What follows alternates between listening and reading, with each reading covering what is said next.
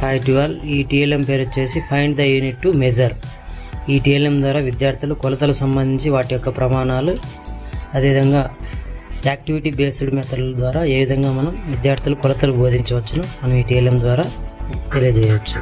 మొదటగా లెంత్కి సంబంధించి లెంత్ యొక్క ప్రమాణాలు ఏమున్నాయి, లెంత్కి సంబంధించి వచ్చేసి మీటర్స్లో కొలుస్తారు.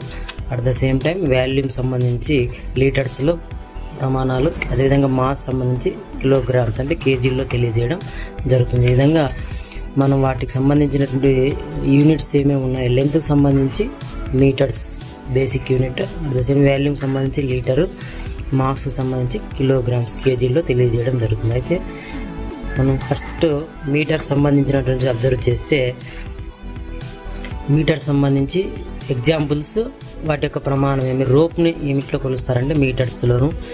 At the same time board, black board సంబంధించి మీటర్స్, మ్యాట్ మీటర్స్, వాల్ సంబంధించి మీటర్స్. ఈ విధంగా మీటర్స్లో కొలిచేటువంటి వస్తువులు వాటి ఏమిట్లో కొలుస్తారనేది ఈ మీటర్ సంబంధించినటువంటిది. నెక్స్ట్ మనం అబ్జర్వ్ చేస్తే లీటర్